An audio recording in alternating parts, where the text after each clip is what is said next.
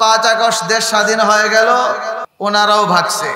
এটা হলো দুনিয়ার ইতিহাস। ফেরাউনের যখন পতন হয়েছে, ফেরাউন একার পতন হয় নাই। ফেরাউনের সৈন্য বাহিনী, তার পেটুয়া বাহিনী, হামান, সবারই পতন হয়েছে। কাজে আমাদের দেশেও যারা স্বৈরাচার, ফ্যাসিস্ট, যারা জালেম, যারা শাপলার গণহত্যাকারী, এদের সাথে যারা বন্ধুত্ব রাখত, ওরাও অনেকেই দেশে নাই, পলায়ন করেছে। তাহলে এই সমস্ত সমস্যার কারণে বাংলাদেশ অর্ধশত বছর পাড়ি দিয়েছে, স্বাধীন হয়েছে, কিন্তু এখনো পর্যন্ত আমাদের রাস্তাঘাট, যানজট কোনো কিছুরই সমাধান হয় নাই। এর কারণটা হলো, আপনারা ভাববেন না 2024-এ বাংলাদেশ স্বাধীন হয়ে গেছে, বাংলাদেশ কোরিয়ার মতো হয়ে যাবে, চীনের মতো হয়ে যাবে, জাপানের মতো রাস্তাঘাট উন্নত হয়ে যাবে। এটা হবে না। বাঙালি জাতির ভাগ্য পরিবর্তন হওয়ার সম্ভাবনা কম, কারণ আমাদের মানসিকতা, আমাদের চিন্তা চেতনায় পরিবর্তন আসে নাই। সোজা সাপটা কথা, আমাদের এক আকাবির ছিলেন, বুজুর্গ, যার উপাধি ছিল হাফিজুল হাদিস। তালিবুল ইলম ভাইরা বলতে পারবেন তার নাম কি?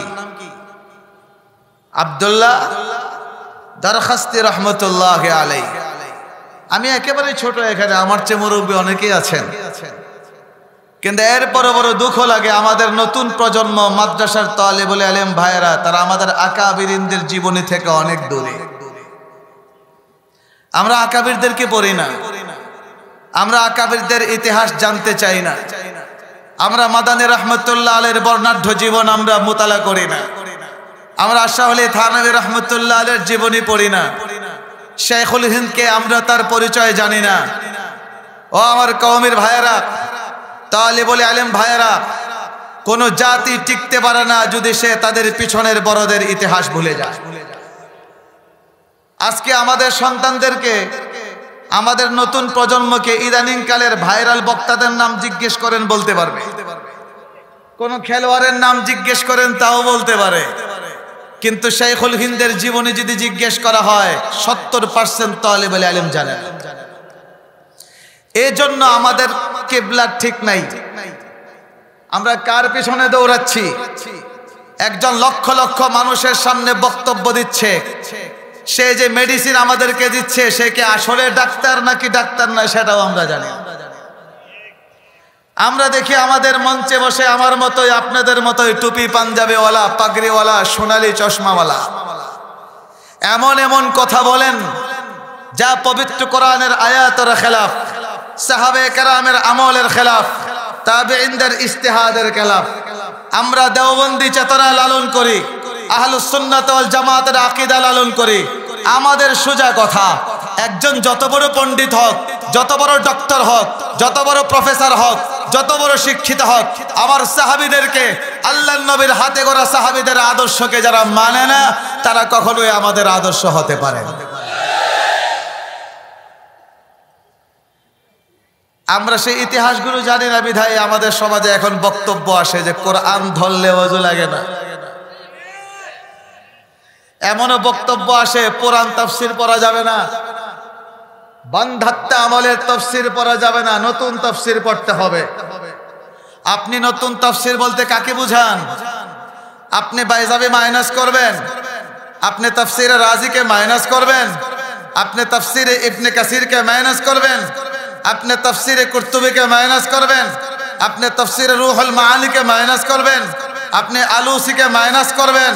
কোশ্চেন কালেও না, দ্ব্যর্থহীন ভাষায় বলতে চাই, যারা এই সমস্ত আকাবিরিনদের তাফসীরকে মাইনাস করে, তাবেঈনদের তাফসীরকে মাইনাস করে, সাহাবায়ে কেরামের তাফসীরকে, ব্যাখ্যাকে মাইনাস করে, কেউ যদি সুন্দর ভাষায়, অত্যন্ত সুন্দর শালীন ভাষায় এবং চমৎকার অলংকারপূর্ণ ভাষা দিয়ে সুন্দর মিষ্টি করে যত সুন্দর করে বক্তব্য দাও না কেন, আকাবিরিনদেরকে মাইনাস করে নতুন কিছু থিওরি যদি কেউ মাঠে আসে, তোমার থিওরিকে গঙ্গায় ভাসিয়ে দেব। আমরা সাহাবায়ে কেরামের পিছনে আছি।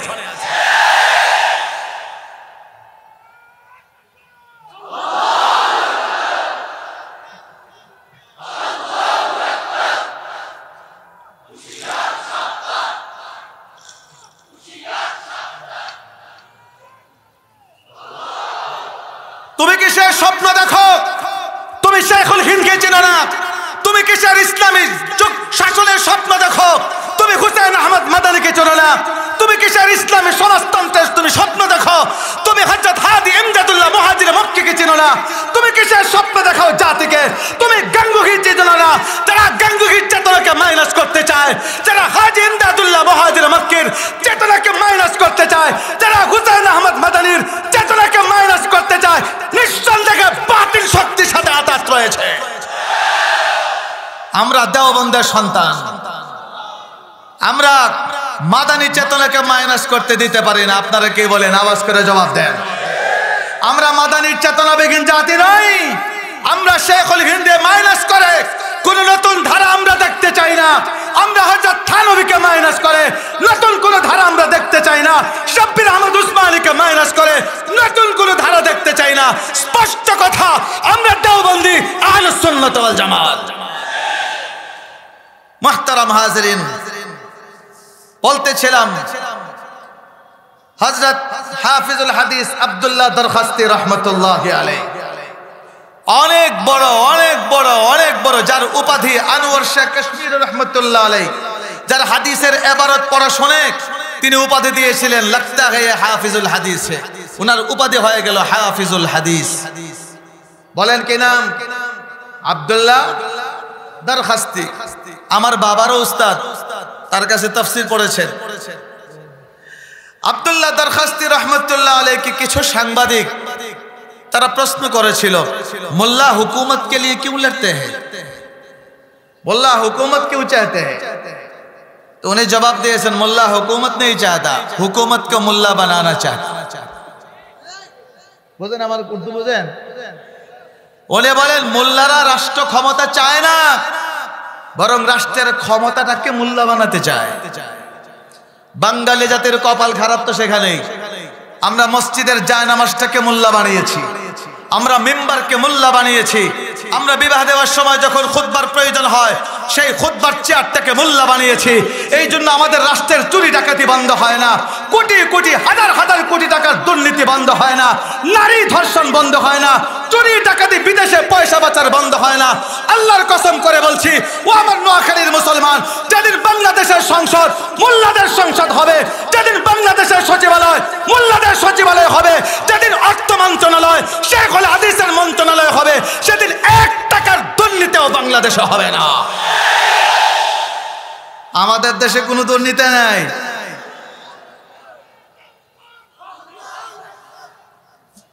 ভাই উলামায়ে দেওবন্দ জিন্দাবাদ বলেন, আমার বলেন।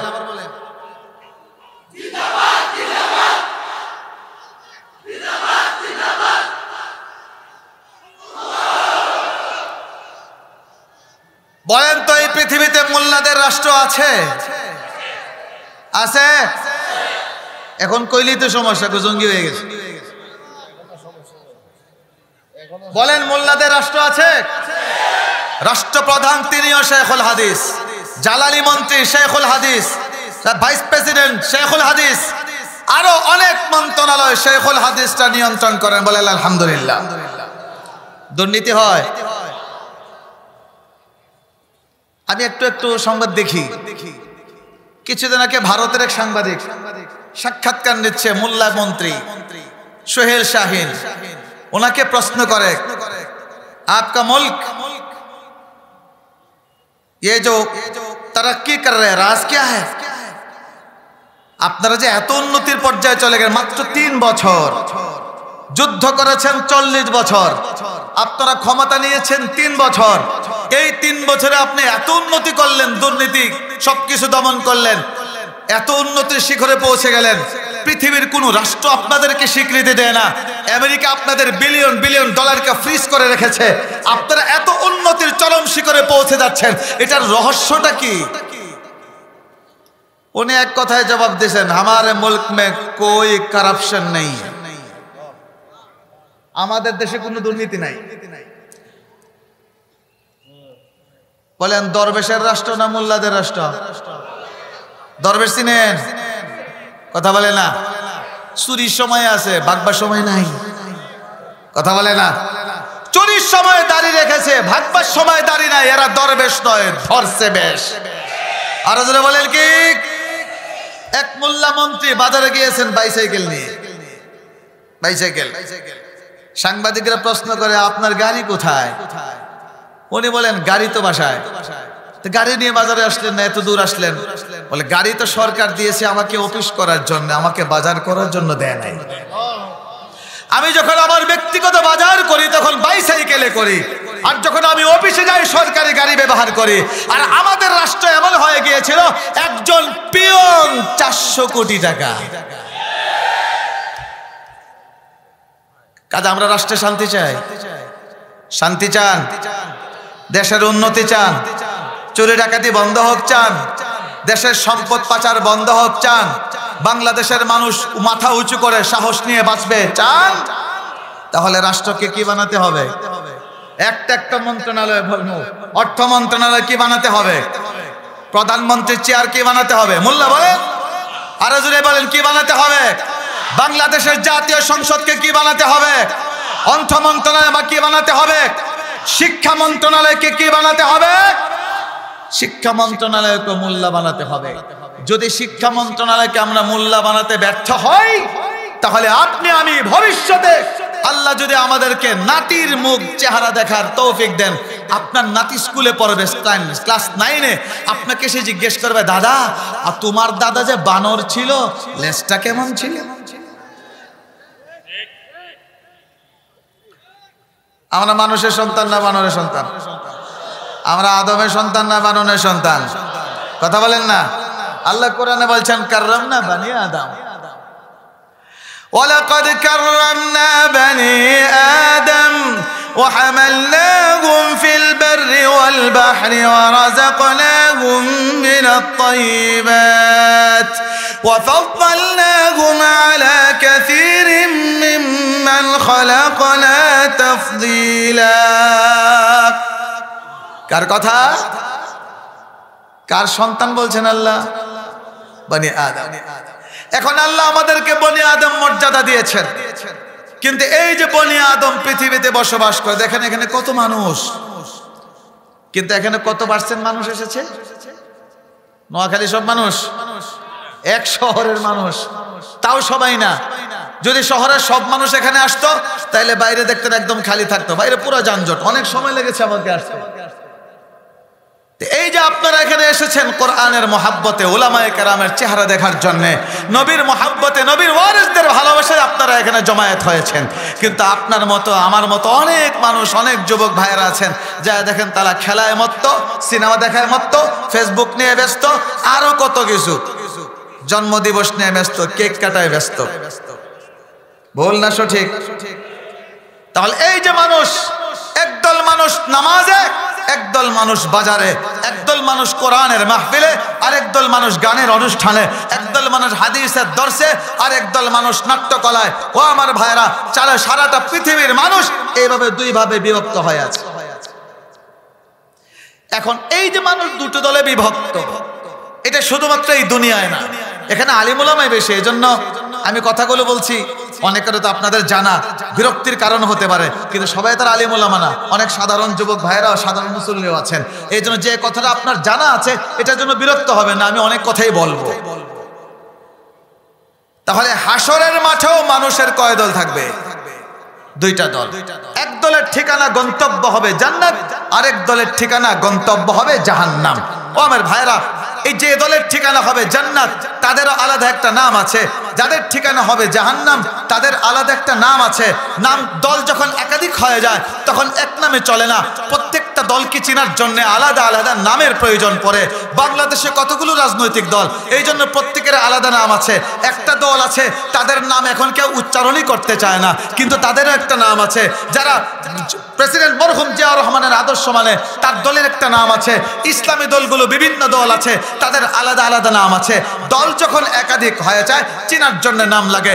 এখন হাসরের মাঠে মানুষের দুইটা দল হবে, একটা জান্নাতি দল আর একটা জাহান্নামী দল। নামেরও প্রয়োজন আছে, এই নামটা আমরা দিতে পারবো না, রব্বুল আলামিন স্বয়ং কোরআনে সেই নামটা জানিয়ে দিয়েছে। যারা জান্নাতে যাবে, এই দলের নাম দিয়েছেন আল্লাহ ডান দিকের দল। সহজ বাংলায় যদি বলি ডানপন্থী দল। আরেক দল জাহান্নামে যাবে, এদের নামটাও আল্লাহ দিয়েছেন বাম দিকের দল। সহজ বাংলায় বললে বামপন্থী দল। এখন আপনারা আমার কথার জবাব দিবেন, হাসরের মাঠে মানুষের দল কয়টা? এক দল। বলেন কি পন্থী? আরেক দল। কথা বলেন না সবাই। ডানপন্থী দলের প্রতিষ্ঠাতাকে আর বামপন্থী দলের প্রতিষ্ঠাতাকে। দলের প্রতিষ্ঠাতা লাগে না? লাগে তো। দলের প্রতিষ্ঠাতা লাগে। ডানপন্থী দলের প্রতিষ্ঠাতা সরাসরি আল্লাহ, বামপন্থী দলের প্রতিষ্ঠাতা স্বয়ং ইবলিস। বলেন বামপন্থী দলের প্রতিষ্ঠাতাকে, ডানপন্থী দলের প্রতিষ্ঠাতাকে। দলের নাম দিয়েছেন কে? কোথায় দিয়েছেন? কোন সূরায়? وأصحاب الميمنة ما أصحاب الميمنة وأصحاب المشأمة ما أصحاب المشأمة। আমার কথা না আল্লাহর কথা? আল্লাহর কথা। এখন ডানপন্থী দলের প্রতিষ্ঠাতা আল্লাহ, বামপন্থী দলের প্রতিষ্ঠাতা ইবলিস। সেই গল্পের দিকে আমি যাব না, ইতিহাসের দিকে। মুহতারাম হাজিরিন, শুধুমাত্র প্রতিষ্ঠাতাই দল চলে না আরো নেতার প্রয়োজন হয়? জেলা সভাপতি, উপজেলা সভাপতি, ওয়ার্ড সভাপতি, তারপরে কিলাকিলি। কথা বলেন না? দলে দলে কিলাকিলি হয় না? হয়তো আমি সভাপতি হব, তুমি সেক্রেটারি হবা, না আমি সেক্রেটারি হব, না আমি সাংগঠনিক হব। সুবহানাল্লাহ। শুধু কিলাকিলি না, তলে তলেও চলে। তলে তলে কথাটা ভুলে গেলেন? আপনাদের নোয়াখালীর কৃতি সন্তানের মুখ দিয়ে বের হয়েছিল তলে তলে। ভুলে গেছেন? বলেন তলে তলে কি চলে? সুবহানাল্লাহ। এই যে দুই আঙ্গুলের তুড়ি না বাজালে পথ পাওয়া যায় না। যারা কোটি কোটি টাকা খরচ করে দলের সভাপতি হয়, এই লোকটাকে ক্ষমতায় বসালে চুরি ছাড়া কিচ্ছু হবে না। মুহতারাম হাজিরিন, ডানপন্থী দলের প্রতিষ্ঠাতা আল্লাহ। আল্লাহর পক্ষ থেকে এই দুনিয়াতে নেতৃত্ব দিয়েছেন সমস্ত আম্বিয়ায়ে কেরাম। হযরত আদম আলাইহিস সালাতু ওয়াস সালাম ডানপন্থী দলের নেতা, নূহ আলাইহিস সালাতু ওয়াস সালাম ডানপন্থী দলের নেতা, হযরত ইব্রাহিম আলাইহিস সালাম ডানপন্থী দলের নেতা, ইয়াকুব আলাইহিস সালাম ডানপন্থী দলের নেতা, হযরত ইসহাক ডানপন্থী দলের নেতা, হযরত সুলাইমান ডানপন্থী দলের নেতা, হযরত দাউদ ডানপন্থী দলের নেতা, হযরত মূসা আলাইহিস সালাম ডানপন্থী দলের নেতা, হযরত ঈসা আলাইহিস সালাম ডানপন্থী দলের নেতা। আমাদের নবী, বিশ্ব নবী মুহাম্মদুর রাসূলুল্লাহ সাল্লাল্লাহু আলাইহি ওয়াসাল্লাম ডানপন্থী দলের নেতা।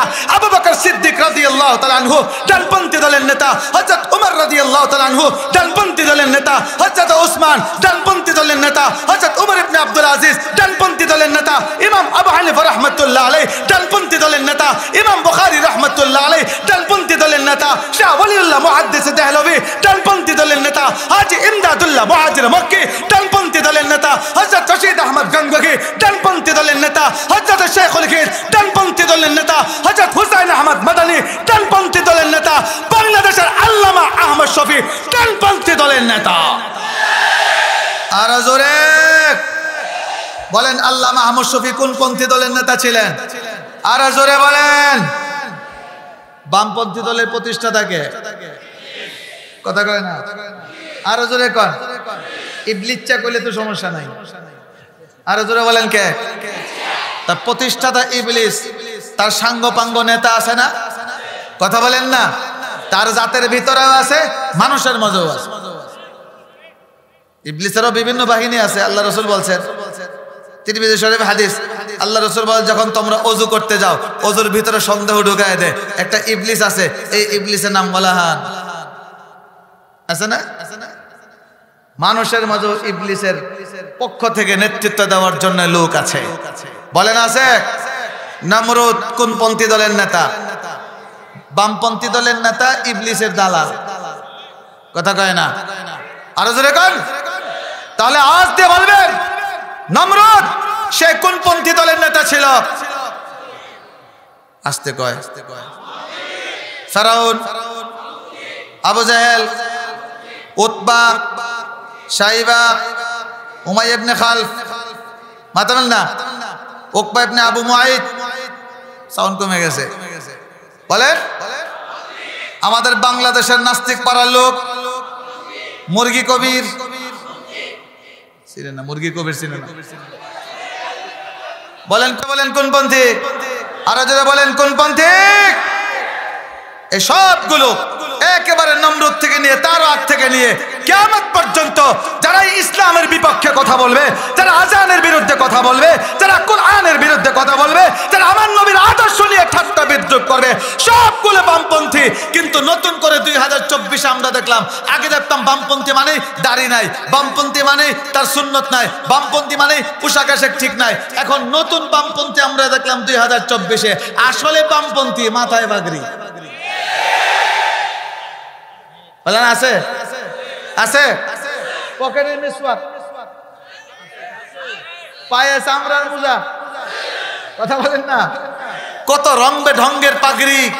সুবহানাল্লাহ। ও আমার ভাইয়েরা, হতে পারে নামাজি, হতে পারে আলহাজ, হতে পারে হজ করনেওয়ালা, হতে পারে পাগড়িওয়ালা, হতে পারে পকেটে মিসওয়াকওয়ালা, হতে পারে চামড়ার মোজাওয়ালা, যারা আলিম ওলামার গায়ে হাত দেয়, সাদা দাড়িওয়ালা মুরব্বি, তাহাজ্জুদ করা মুসাফিরদের গায়ে তাহাজ্জুদের সময় রক্তাক্ত করে, এরা কখনোই ডানপন্থী হতে পারে না। খোদার কসম, এরাও বামপন্থী, এরাও বামপন্থী।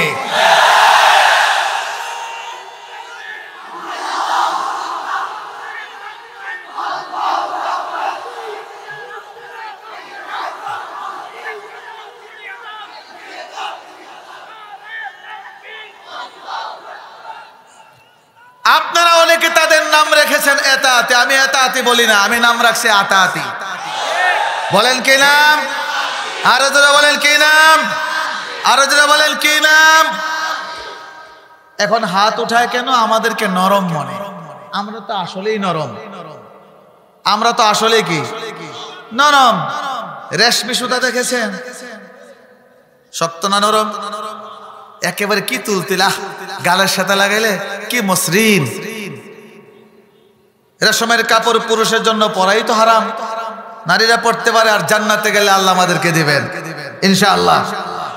এখন এই রেশমি সুতা একেবারে তুলতুলে মসৃণ নরম, কিন্তু এই নরম সুতাকে নরম ধারণা করে কেউ যদি হেসকাটানে ছিঁড়তে চায়, রেশমি সুতা কিন্তু ছিঁড়ে না, হাত কেটে যায়। কথা বলেন না? আমরা ধৈর্যশীল, আমরা ধৈর্যের কথা শিক্ষা দেই। কাজে উলামায়ে কেরাম ধৈর্য ধরছেন, হকপন্থীরা ধৈর্য ধরে যান, সবসময় পাল্টা জবাব দেয় না। কিন্তু কেউ যদি আমাদেরকে মনে করে রেশমি সুতার মতো নরম মনে করে, এই দেশের হক্কানি উলামায়ে কেরামকে, হকপন্থী মুসলমানকে রেশমি সুতার মতো কেউ যদি হেস কাটারে ছিঁড়তে চায়, সাবধান, তোমরা টুকরা টুকরা হয়ে যাবে, রেশমি সুতা ছিঁড়বে না। হেস কাটানে ছিঁড়তে চায়, আর আমাদেরকে তো অনেকেই হেস কাটান দিয়েছে, দেয় নাই?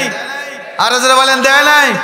নমরুদ দিয়েছে হেস কাটান, ছিঁড়তে পারে নাই। ফেরাউন হেস কাটান দিয়েছে, ছিঁড়তে পারে নাই। উৎপা সাহেবারা হেস কাটান দিয়েছে, ছিঁড়তে পারে নাই। রোম সাম্রাজ্য হেস কাটান দিয়ে চেষ্টা করেছে, ছিঁড়তে পারে নাই। আরে ভাই, আমাদের আমেরিকা হেস কাটানে ছিঁড়তে চেয়েছে, কিন্তু ছিঁড়তে পারে নাই।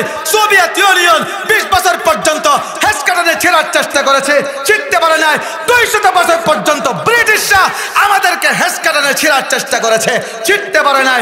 বিগত 15 বছর আমাদেরকে শাপলা চত্বরে গণহত্যা করে ছিঁড়ার চেষ্টা করেছে, ছিঁড়তে পারে নাই। ভবিষ্যতে পারবে?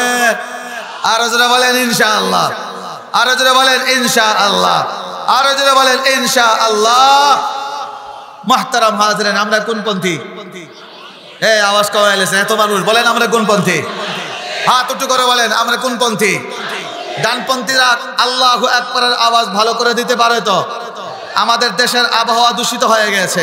আমাদের হবিগঞ্জে একবার আমার আব্বাজি রহমতুল্লাহ আলাইহি একটা মিছিল করেছিলেন শুধুমাত্র কালিমার আওয়াজ দিয়া, লা ইলাহা ইল্লাল্লাহ, লা ইলাহা ইল্লাল্লাহ। আমার বাবারই শাগরিদ আল্লামা নূর হোসেন কাসিম রহমতুল্লাহ আলাইহি বললেন, হুজুর অত্যন্ত চমৎকার হয়েছে, কারণ দেশের আবহাওয়াটা দূষিত হয়ে গেছে। এই দেশের দূষিত আবহাওয়া শুদ্ধ করার অন্য কোনো ওষুধ নাই, এটা লা ইলাহা ইল্লাল্লাহ আর আল্লাহু আকবারের আওয়াজ দিয়ে শুদ্ধ করতে হবে। এত মানুষ এখানে ডানপন্থী দলের, জোরে একটা তাকবীর দিয়ে বলেন আল্লাহু আকবার, আবার বলেন আল্লাহু আকবার, বলেন লা ইলাহা ইল্লাল্লাহ। আল্লাহু আকবারের ক্ষমতা আছে তো? কথা বলেন না আছে? এবার ঘটনা শুনেন।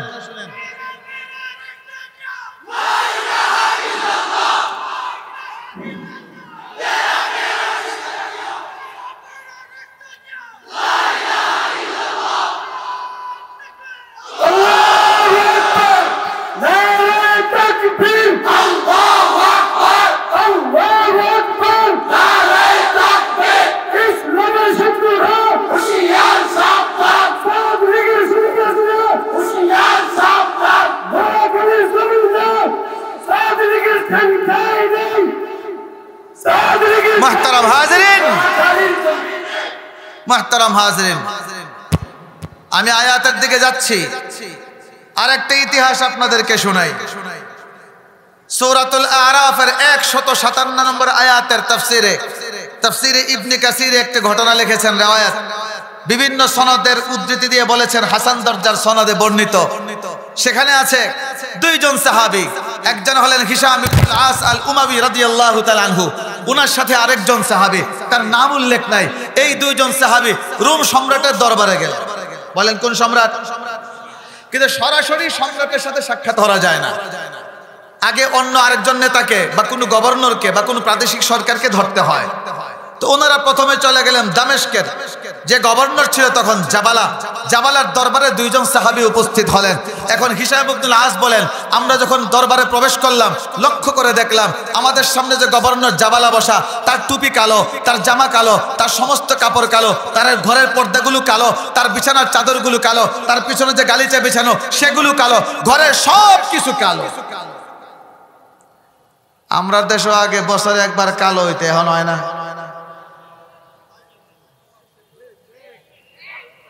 আগে হয়তো, এখন কেন হয় না আমরা দায়ী না, জানি না কেন হয় না। এখন সব কিছু কালো। হযরত হিশাম রাদিয়াল্লাহু তাআলা, আমার বড় প্রশ্ন দেখা দিল, ঘটনা কি? দরবারের সবকিছু কালো কেন?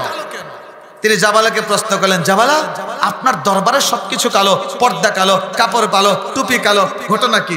জাবালা বলে, যতক্ষণ পর্যন্ত তোমরা আমার দরবার থেকে বের না হবে আমি এই কালো জিনিসগুলো পরিবর্তন করব না, তোমাদেরকে দেখে আমি কালো বানিয়েছি।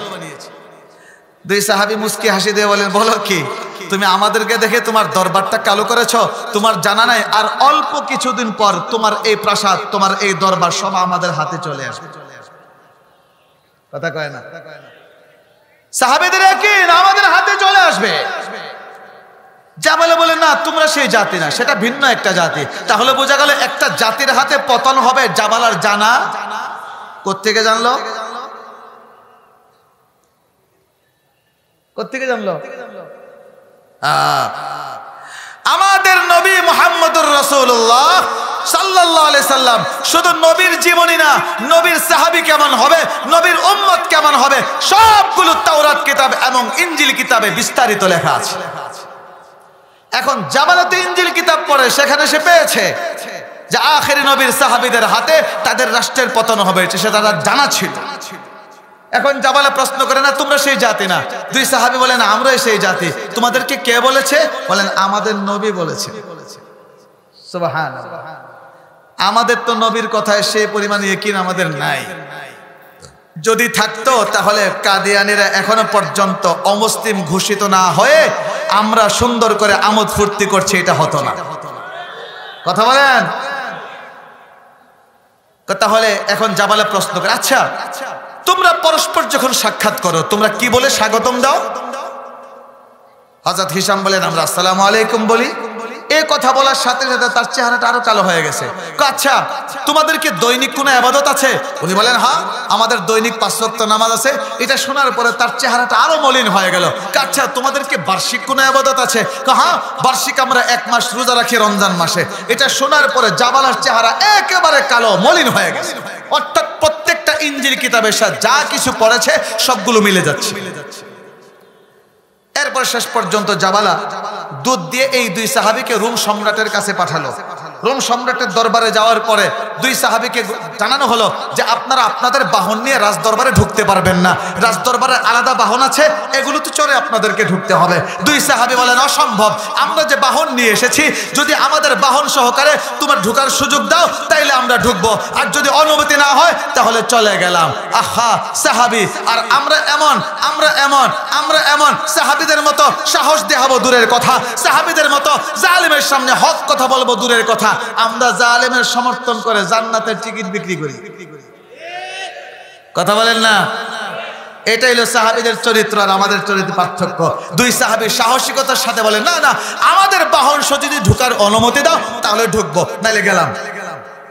সম্রাটের কাছে সংবাদ গেল, সংবাদ বলে, না না না, ঠিক আছে, তারা যে শর্ত দেয় সেই শর্ত মোতাবেক তাদেরকে রাজদরবারে ঢোকাও। দুই সাহাবী রোম সম্রাটের দরবারে ঢুকলেন। বসে বসে কথা বলছেন সম্রাটের সাথে, হঠাৎ করে একটু কথার মাঝখানে গ্যাপ পড়েছে।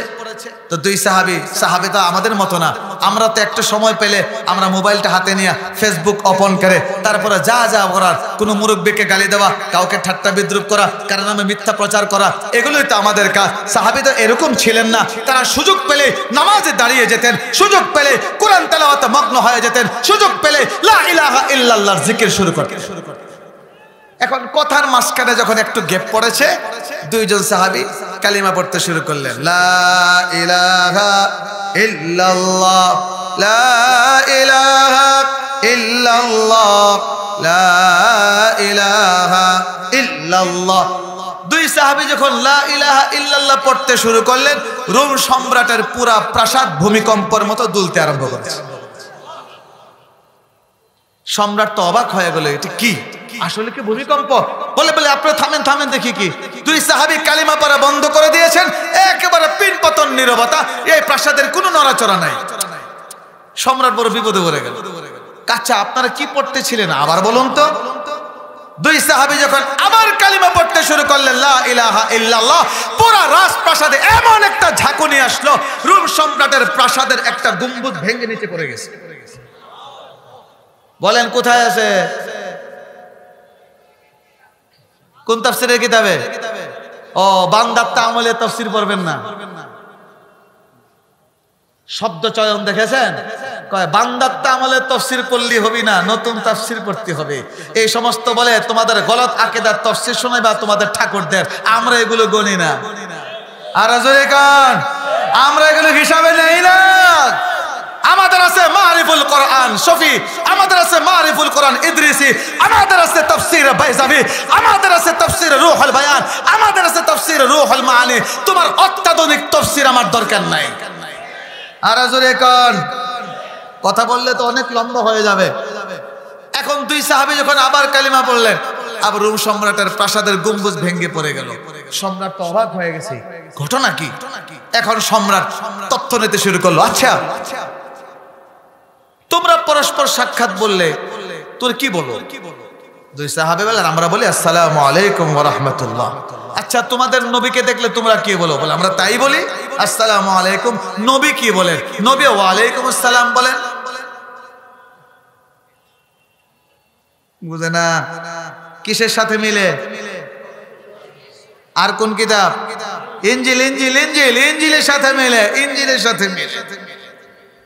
আচ্ছা, আবার প্রশ্ন, আচ্ছা তোমাদের দৈনিক ইবাদত কি? 5 ওয়াক্ত নামাজ। তোমাদের বার্ষিক ইবাদত? আমরা রোজা রাখি, রমজান মাসে পুরো মাস আমরা রোজা রাখি। জীবনে কোনো ইবাদত আছে একবার করলে চলে? আছে হজ।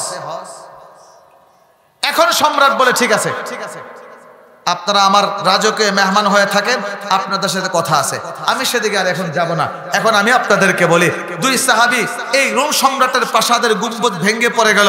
বলেন বোমা হামলা করে, গ্রেনেড হামলা করে, সাউন্ড গ্রেনেড দিয়া, ককটেল দিয়া, বুলেট দিয়া, সে তাহলে এই মেডিসিন কি? সবাই বলেন না, এত মানুষ। আরো জোরে বলেন কি? আরো জোরে বলেন কি? ও আমার ভাইরা, লা ইলাহা ইল্লাল্লাহর আওয়াজ যখন সাহাবায়ে কেরাম দিতেন, তখন কাফেরদের প্রাসাদের গম্বুজ ভেঙে পড়তো। বাংলাদেশে হক্কানি উলামায়ে কেরাম, তাওহীদি জনতা যখন আল্লাহু আকবার বলে, তখন নাস্তিকদের দিলের ভিতরে ভূমিকম্প শুরু হয়। এই জন্যই আমাদের হাতে গ্রেনেড নাই, অস্ত্র নাই, তবুও কয় জঙ্গি। ঘটনা হলো, আমরা যখন আল্লাহু আকবার বলি, ওদের দিলে ভূমিকম্প শুরু হয়। কথা বলেন ঠিক না বেঠিক? তাহলে আবার বলা যাবে জোরে আল্লাহু আকবার। আবার বলেন আল্লাহু আকবার, আবার বলেন আল্লাহু আকবার। ও আমার ভাইরা, ডানপন্থী দলের পুরস্কার আছে। কি পুরস্কার? হ্যাঁ, এখন মাদ্রাসা ছাত্র তো বড় মুসিবত, আর কি আমরা জানি তো। বলেন ডানপন্থী দলের পুরস্কার কি? জান্নাতে কি আছে? ডানপন্থী দলের মানুষ, এরা দুয়ুফুর রহমান, আল্লাহর মেহমান। আবার এই ডানপন্থী দলের আরেকটা নাম আছে হিজবুল্লাহ। তাহলে ডানপন্থী দলের 3টা নাম, একটা হলো ডানপন্থী, আরেকটা হলো আল্লাহর মেহমান, আরেকটা হলো আল্লাহর সৈনিক। বলেন কয় নাম? ডানপন্থী দলের কয় নাম? এখন মেহমান যদি আমার ঘরে আসে, আপনি এমনি বসায় রাখবেন চেয়ারে, না প্রথমে তাকে ভালোবাসার ব্যবস্থা করবেন? আমরা কি ব্যবস্থা করি? সেগুন কাঠের চেয়ার, বার্মায়া সেগুন, তারপরে চিটাগাঙ্গের সেগুন, তারপরে আরো স্টিলের অনেক চেয়ার ফার্নিচার আমরা সুন্দর করে বসাই। আমার মেহমান আছে, প্রথমেই একজন ভদ্র মানুষের দায়িত্ব হলো তার ভদ্রতার পরিচয়। মেহমান ঘরে আসলে সুন্দর করে বসার জায়গা দিবেন। রব্বুল আলামিন বলেন, যারা ডানপন্থী দলের মানুষ আমি আল্লাহকে সন্তুষ্ট করেছে, আমি আল্লাহর মেহমান। পৃথিবীর মানুষ, তোমরা কাঠের চেয়ারে তোমাদের মেহমান বসাই দাও। আল্লাহ বলেন, আমি আমার মেহমানকে স্বর্ণের চেয়ারে বসাবো। على سرر موضونة متكئين عليها متقابلين يطوف عليهم ولدان مخلدون بأكواب وأباريق وكأس من معين। মাদ্রাসা ছাত্র তো অর্থ জানেনই আপনারা। আল্লাহ পাক রব্বুল আলামিন বলেন, ডানপন্থী দলের মানুষ যখন আমার কাছে আসবে আমি প্রথমে তাদেরকে মেহমানদারি করব, আমি প্রথমে তাদেরকে আপ্যায়ন করব, আমি প্রথমে তাদেরকে স্বর্ণের চেয়ারে বসবো। সেই স্বর্ণের চেয়ারে তারা পরস্পর মুখোমুখি হয়ে অত্যন্ত আরামে হেলান দিয়ে চেয়ারে বসবে। আমি তাদের জন্য চিরকুমার জান্নাতের মাটি দিয়া জান্নাতের খাদেম তৈরি করেছি, যারা জীবনে কোনোদিন বৃদ্ধ হবে না, এরা বয়স্ক হবে না, এদের সৌন্দর্য নষ্ট হবে না, এদের চেহারার গ্লেজ নষ্ট হবে না, এদের শরীরে কোনো গামের দুর্গন্ধ নাই, এদের মুখে সুগন্ধি। একটা জান্নাতের খাদেম যদি দুনিয়াতে একবার থুতু নিক্ষেপ করে, পুরাটা পৃথিবী মেশকে আম্বরের সুঘ্রাণে সুবাসিত হয়ে যাবে। বলেন কোন পন্থীর জন্য? আরাজ দিয়ে বলেন কোন পন্থীর জন্য? আল্লাহ বলেন, শুধু তাই না, একটা মেহমানকে চেয়ারে বসাই দায়িত্ব শেষ হয় না। ভদ্র মানুষ যদি হয়, গরমকাল যদি হয়, মেহমান তার ঘরে আসবে, প্রথমে দুপুরবেলা ট্যাঙ্ক শরবত, রুহাবজা শরবত দিয়ে তাকে আপ্যায়ন করবে। রব্বুল আলামিন বলেন, আমিও তোমাদেরকে জান্নাতে আপ্যায়ন করার জন্য জান্নাতের শরবতের ব্যবস্থা করেছি। এত স্পেশাল শরবত, যেই শরবত পান করলে তোমাদের ঠান্ডা লাগবে না, তোমাদের মাথাও নষ্ট হবে না। এখন একটি ইতিহাস বাস্তব ঘটনার সম্মুখীন হয়েছিলাম, আপনাদেরকে শোনাই। আমাদের হবিগঞ্জে একটা এলাকা আছে মিরপুর। বলেন কিপুর? মিরপুর। ঢাকাতে আছে মিরপুর, আমাদের হবিগঞ্জে আছে মিরপুর। এলাকার এক লোক একদিন একটা ফতোয়ার জন্য আসছে আমাদের কাছে। আমরা বেশ কয়েকজন উস্তাদ বসা। ফতোয়াটা হলো যে তার বউ কি আছে নাকি তালাক হয়ে গেছে। কি ব্যাপার ঘটনা? হুজুর, আমি মানুষ খুব ভালো না, আমি রাতের বেলা দোকানদারি করি আর মাঝে মাঝে একটু জুয়া খেলতে বসে। জোয়াতে যদি জিতি তাহলে তো ভালো, যদি কখনো হেরে যায় তখন হেরে যাওয়ার দুঃখ কষ্ট ভুলে থাকার জন্যে। বুঝেন নাই আপনারা? এটা কি মদ আর মুতে কোনো ব্যবধান আছে? কথা বলেন না।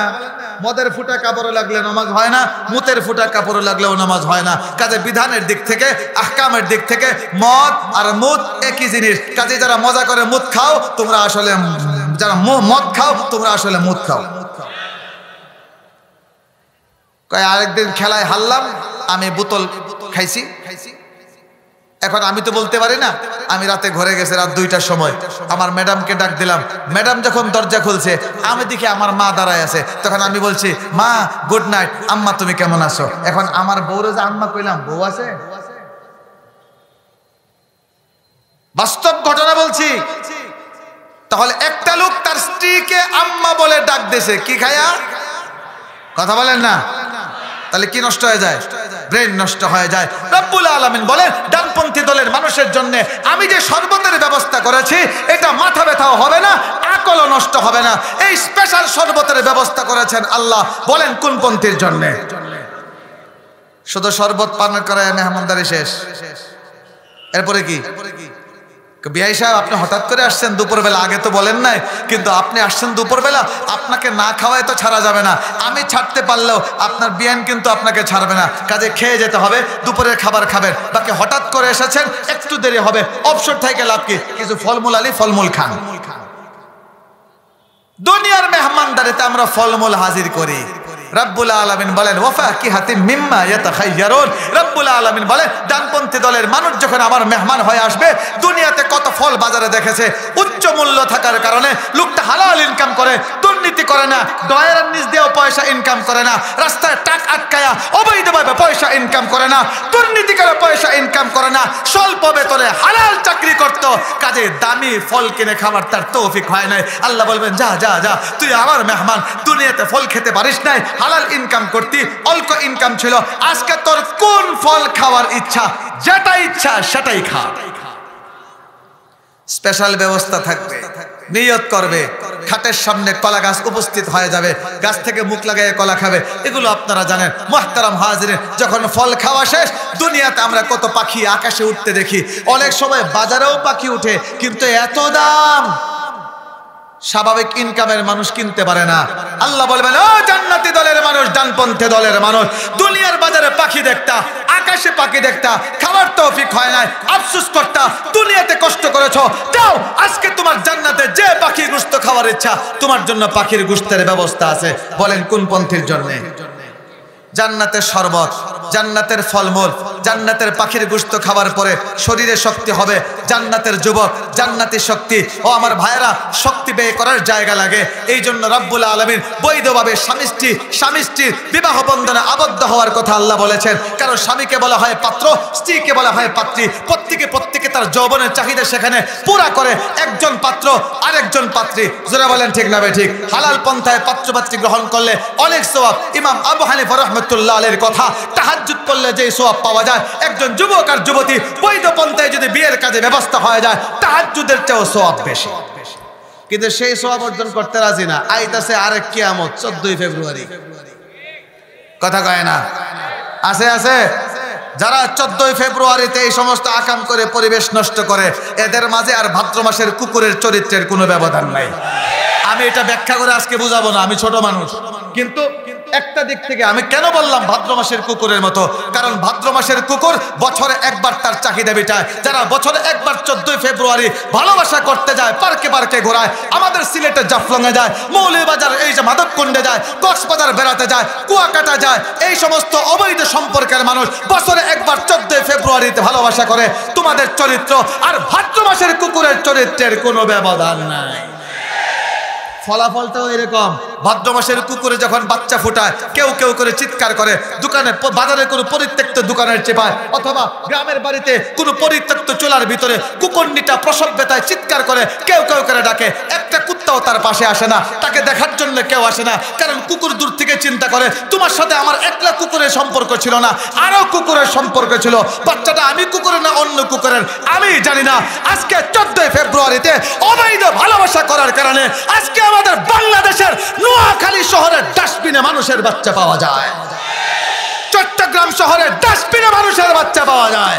বিগত 2 মাস আগে আমার বাসার সামনে ব্রিজের তলায় একটা মানুষের বাচ্চা কুকুর মুখে নিয়ে কুকুর চিবিয়ে খাচ্ছে। ও আমার ভাইয়েরা, যে বাচ্চা ডেইনে পাওয়া যায়, যে বাচ্চা মহিলা কলেজের হোস্টেলে কমেডে পাওয়া যায়, যে বাচ্চা চট্টগ্রাম শহরে ডেইনে পাওয়া যায়, যে বাচ্চা নোয়াখালী শহরের ডেইনে পাওয়া যায়, এটা বৈধ সম্পর্কের মাধ্যমে আসে নাই, এটা 14 ফেব্রুয়ারির অবৈধ সম্পর্কের মাধ্যমে এসেছে। আরো জোরে আওয়াজ দিয়ে বলেন ঠিক না ঠিক? এখন যৌবনের চাহিদাও তো পুরা করা দরকার। আল্লাহ বলেন চিন্তার কোন কারণ নাই, তোমরা আমার মেহমান, তোমাদের জন্য শরবতের ব্যবস্থা করলাম, তোমাদের জন্য পাখির গোশতের ব্যবস্থা করলাম, তোমাদের জন্য আমি জীবন সঙ্গিনীর ব্যবস্থাও করেছি, এমন সুন্দর হবে। আল্লাহ বলেন কামসালিল লুলুইল মাকনুন, প্যাকেট করা মুক্তা যেরকম চকচক করে, তোমাদের জীবন সঙ্গিনীও প্যাকেট করা মুক্তার মতো চকচক করবে। জোরে বলেন আলহামদুলিল্লাহ। মুহতারাম হাজিরিন, কোন পন্থী? এখন কথা কয় না, কোন পন্থী? আর জোরে বলেন কোন পন্থী? আর জোরে আওয়াজ দিয়ে বলেন কোন পন্থী?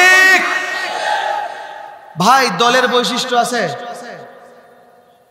বুঝেন নাই? প্রত্যেকটা দলের আলাদা বৈশিষ্ট্য আছে না? কথা বলেন আছে তো? যেমন বাংলাদেশে একটা দল আছে, এদের বৈশিষ্ট্যটা একেবারে স্পষ্ট। এই দলটা সব সময় গৃহপালিত থাকে। বুঝে নাই কেউ? একটা দল বাংলাদেশে আছে, এই দলটার বৈশিষ্ট্য হলো সব সময় গৃহপালিত বিরোধী দল। কথা বলেন না? আর জোরে কোন? কোনো ছাড় দেয়া যাবে না, কোনো ছাড় দেয়া যাবে না। ফ্যাসিস্টরা যেমন অপরাধী, এদেরকে যারা সমর্থন করে ক্ষমতা টিকিয়ে রেখেছে, এরাও সমান অপরাধী। আর জোরে আওয়াজ দিয়ে বলেন। কাজে শিক্ষা নিতে হবে ভবিষ্যতে যারা জালেমদেরকে সহযোগিতা করবে এদেরকে বিন্দু মাত্র ছাড় দেওয়া হবে না। আস্তে কোন আর জোরে কোন, আল্লাহর নবী তো ছাড় দেন নাই, ছাড় দিয়েছেন।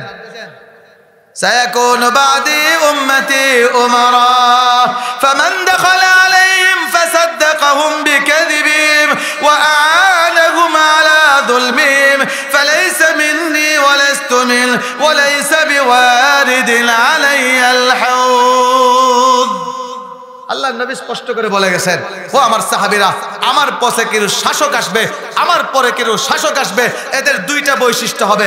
এক নম্বর, এরা কথা বললেই মিথ্যা বলবে। দুই নম্বর, এদের কাজ হবে মানুষের উপরে জুলুম করা। আমাদের সমাজে মিথ্যা নাই। শাপলা চত্বরে কেউ মরেনি, রং মেখে বসেছে। ইবলিস মনে হয় শুই না কয়, ইবলিস জীবনে কত মিথ্যা কথা কইলাম, এত বড় মিথ্যা কথা আমিও জানি না। আর জোরে কোন, শাপলা চত্বরে কেউ মরেনি। সত্য কথা না মিথ্যা কথা? এই পৃথিবীর ইতিহাসে সব থেকে বড় মিথ্যা কথা যারা বলবে শাপলা চত্বরে কেউ মরেনি। আর আমরা বলি না না, এই বিগত সরকারের আমলে জালেমদের বিরুদ্ধে অনেকে নির্যাতন সহ্য করেছেন, অনেকেই জেলে বন্দী হয়েছেন, অনেকে রিমান্ডের অকথ্য যন্ত্রণা তারা সয়েছেন, কিন্তু সবার কষ্টকে একত্র করলেও শাপলা চত্বরের কুরবানির সমান হবে না।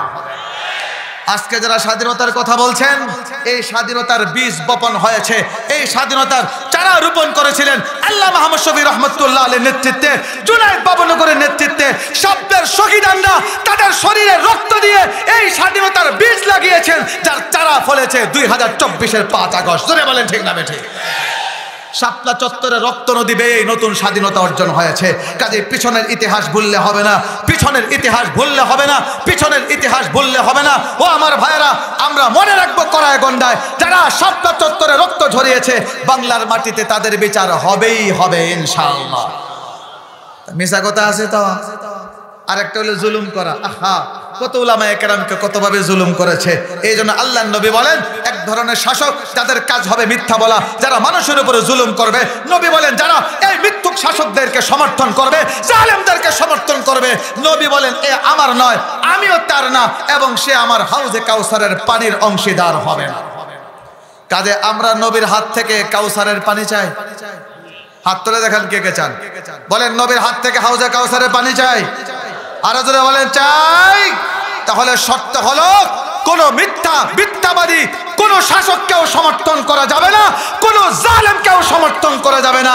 যারাই মিথ্যাবাদীকে সমর্থন করবে, জালেমকে সমর্থন করবে, নবী বলেন হাউজে কাউসারের পানি পাবে না। নবীর হাদিস আপনাদেরকে শুনাইলাম, সিদ্ধান্ত নেওয়ার দায়িত্ব আপনাদের। মুহতারাম হাজিরিন, তাহলে দলের বৈশিষ্ট্য থাকে তো, আবার ভুলে গেছেন। বাংলাদেশে একটা দল আছে, এদের বৈশিষ্ট্য হলো সব সময় গৃহপালিত বিরোধী দল। এক এক দলের এক একটা বৈশিষ্ট্য আছে না নাই? এখন ডানপন্থী দলের বৈশিষ্ট্য বলেন বলেন বলেন।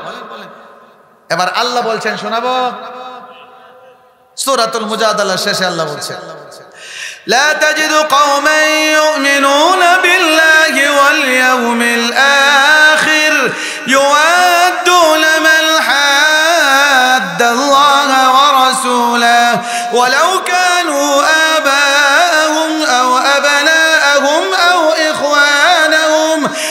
إخوانهم أو عشيرتهم أولئك كتب في قلوبهم الإيمان। আমার কথা না, আল্লাহর কথা। আল্লাহ পাক রব্বুল আলামিন বলেন, নবী, যারা আল্লাহর প্রতি ঈমান রাখে, বলেন ঈমান আছে আমাদের? বলেন না, আল্লাহর প্রতি বিশ্বাস আছে? আল্লাহ কতজন? আরো জোরে বলেন কতজন? আল্লাহর অস্তিত্বে আমরা বিশ্বাস করি তো? বিশ্বাস করে না কারা? কথা কয় না? কারা বিশ্বাস করে না? আরো জোরে কোন কারা বিশ্বাস করে না? বামপন্থী নাস্তিকেরা বিশ্বাস করে না, কয় আল্লাহ নাই। তাহলে এদেরকে যদি প্রশ্ন করা হয়, ভাই এত বিশাল পৃথিবী, জমিন, আসমান, চন্দ্র, সূর্য, তারকাপুঞ্জি, গ্রহ, নক্ষত্র, এগুলো কেমনে সৃষ্টি হইল? এটা তো একেবারে সহজ, আপনারা তো স্টাডি করেন না।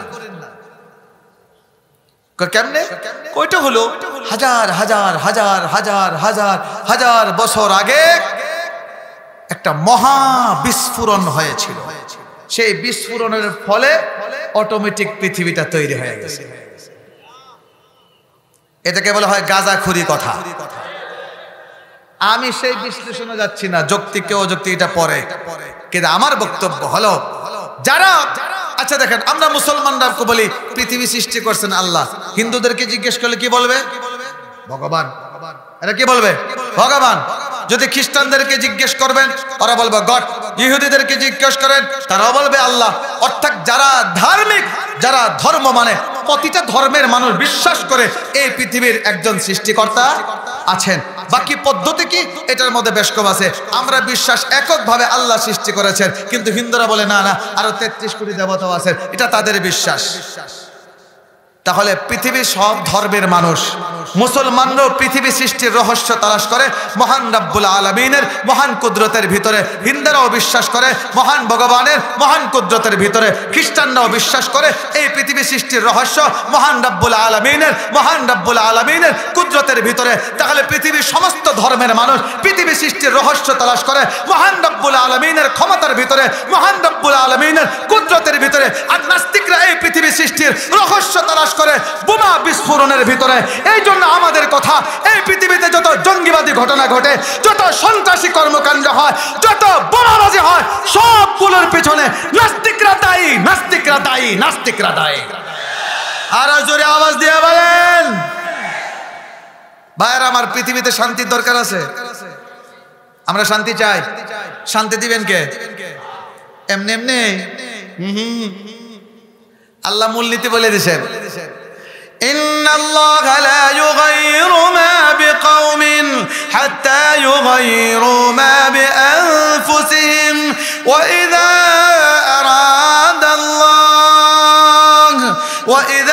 আরাদাল্লাহু বিকাওমিন সুআন ফালা মারাদ্দা লাহু ওয়া মা লাহুম মিন দুনিহি মিন ওয়াল। রাব্বুল আলামিন মূলনীতি বলে দিয়েছেন, মানুষ যতক্ষণ নিজেদের আমলকে পরিবর্তন না করবে আল্লাহ পরিবর্তন করবেন না। তবে পরিবর্তনের একক মালিককে, শান্তি দেওয়ার মালিককে। আমরা হলাম ওসিলা, আমাদের আমল হলো ওসিলা। এখন আওয়াজ করে বলে শান্তি দেওয়ার পাওয়ার কার আছে? তাহলে আমরা বিশ্বাস করি এই দুনিয়াতে যদি শান্তি আনতে হয় আল্লাহর কথা মতো চলতে হবে, রব্বুল আলামিনকে সন্তুষ্ট করতে হবে, আল্লাহর বিধানকে জমিনে বাস্তবায়ন করতে হবে। তাহলে আমরাও শান্তিটাও তালাশ করি আল্লাহর কুদরতের ভিতরে। আমার সাথে একবার এক নাস্তিক অ্যাডভোকেট আমাদের হবিগঞ্জে, তার সাথে আমার কথা হচ্ছে, তর্ক বিতর্ক। এখন আমি বললাম আচ্ছা দুনিয়াতে শান্তি আসবে কি করে? মনোযোগ দিয়ে শুনবেন আমার তালেবুল ইলম ভাইরা, তোমাদেরকে বলছি। এই লোক বলে কয় পৃথিবীতে শান্তি আনয়নের জন্য যত থিওরি পুরনো আছে সবগুলো অচল, এমনকি কোরআনও অচল। তাহলে শান্তি কিভাবে আসবে? নতুন একটা থিওরি আনতে হবে। আমি বললাম নতুন থিওরি কিভাবে আসবে? কয় সারাটা পৃথিবীতে একটা মারামারি, একটা কাটাকাটি, একটা গন্ডগোল শুরু করতে হবে। সারা পৃথিবীতে মানুষ যখন দীর্ঘদিন পর্যন্ত মারামারি আর গন্ডগোলে লিপ্ত থাকবে, এই মারামারির ভিতর দিয়ে মানুষ গবেষণা করে নতুন একটা থিওরি আবিষ্কার করবে। ওই থিওরির অনুসরণ করলে সারা পৃথিবীতে শান্তি কায়েম হয়ে যাবে। শয়তান কি কয়? শয়তান কয় আমার তার ছিঁড়ছে না, তোর দাই ছিঁড়ছে। তাহলে এই নাস্তিকরা তারা শান্তি তালাশ করে মারামারির ভিতরে। বলেন কিসের ভিতরে? মারামারির ভিতরে। এই জন্য আমি বলি বাংলাদেশ সহ সারা পৃথিবীতে যত হানাহানি, মারামারি, সন্ত্রাসী কর্মকাণ্ড হয় সব কিছুর পিছনে ওই নাস্তিকরাই দায়ী, এদেরই ষড়যন্ত্র। বাংলাদেশে শান্তি চান? কথা কয় না। চান? তাহলে বাংলাদেশে যদি আমরা শান্তি চাই তাহলে একটা ইস্যুতে সব ধর্মের মানুষকে আসতে হবে, শুধু মুসলমান না, সব ধর্মের মানুষকে একটা ইস্যুতে আসতে হবে।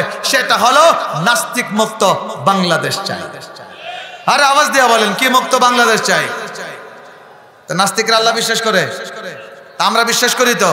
আল্লাহ পাক রব্বুল আলামিন বলেন ডানপন্থী দলের বৈশিষ্ট্য, আল্লাহ বলেন যারা আল্লাহ বিশ্বাস করে, পরকালে বিশ্বাস করে, নবী তাদের বৈশিষ্ট্য আপনি পাবেন যে কোনো বাতিল যদি আল্লাহর বিরুদ্ধে চ্যালেঞ্জ করে, নবীর বিরুদ্ধে চ্যালেঞ্জ করে, কোরআনের বিরুদ্ধে চ্যালেঞ্জ করে, খতমে নবুয়তের বিরুদ্ধে চ্যালেঞ্জ করে, মসজিদ মাদ্রাসার বিরুদ্ধে চ্যালেঞ্জ করে, শিআরে ইসলামের বিরুদ্ধে চ্যালেঞ্জ করে, চাই সে বাবা হোক, চাই সে সন্তান হোক, চাই সে ভাই হোক, চাই সে নিজের দলের মানুষ হোক, কারো সাথে আপোষ করবে না।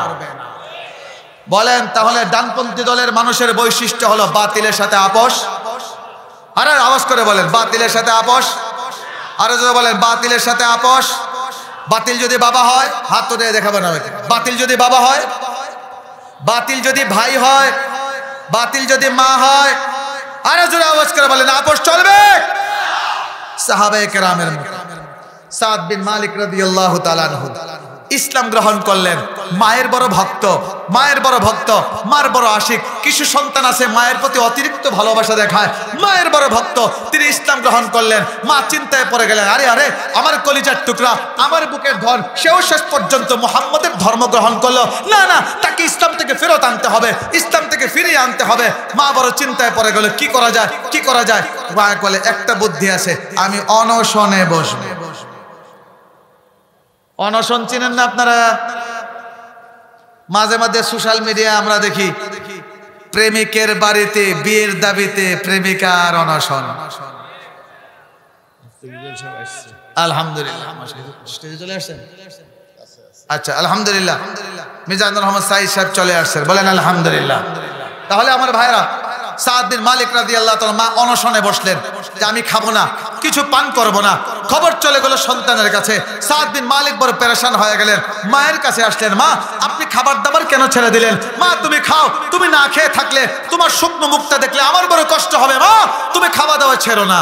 মা বলেন না না, আমি না খেয়ে মারা যাব তবুও খাবো না যতক্ষণ তুমি একটা কাজ না করবা।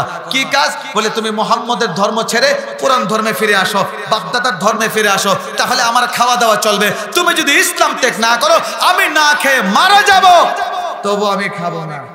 সাথে সাথে সাদ বিন মালিক বলেন, মা তোমাকে বড় ভালোবাসি, তোমাকে কলেজে দিয়ে বড় মহব্বত করি, মা আমি তোমার বড় আসে, কিন্তু মা শুনে রাখো, তুমি যদি না খেয়ে শতবার মারা যাও, শতবার মরতে পারবা, কিন্তু ইসলাম থেকে আমাকে ফেরত আনতে পারবা না।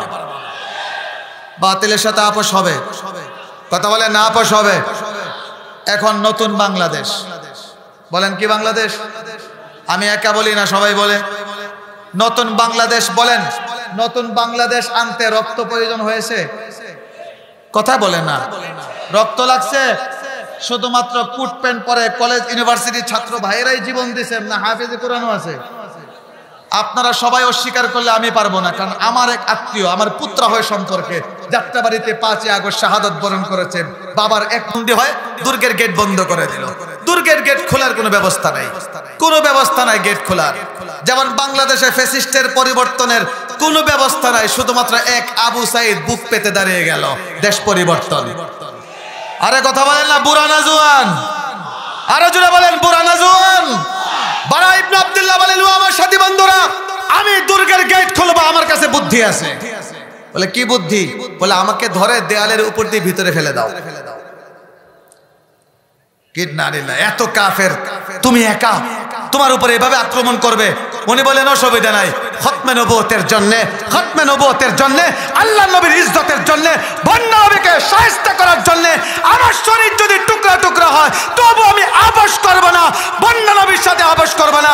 ও আমার যুবক ভাইরা, বারা ইবনে আব্দুল্লাহ রাদিয়াল্লাহু তাআলা আনহুর মতো বাংলাদেশের যুবকরা যদি খতমে নবুয়তের জন্য জীবন দিতে বারা ইবনে আব্দুল্লাহর আদর্শকে ধারণ করে শরীরটাকে টুকরা টুকরা করার জন্য প্রস্তুত হয়ে যায়, ইনশাআল্লাহ বাংলাদেশে কাদিয়ানি অমুসলিম ঘোষণা হবে। আমরা রাজি আছি সবাই ইনশাআল্লাহ? হাত তুলে দেখেন আমরা রাজি আছি ইনশাআল্লাহ। বলেন বাতিলের সাথে আপোষ চলবে, বলেন কাদিয়ানির সাথে আপোষ চলবে, বন্য নবীর সাথে আপোষ চলবে, নাস্তিকদের সাথে আপোষ চলবে, যারা তাবলীগ জামাতকে বিভক্ত করে আলেমদের বিরুদ্ধে ব্যবস্থা নিয়েছে এদের সাথে আপোষ চলবে।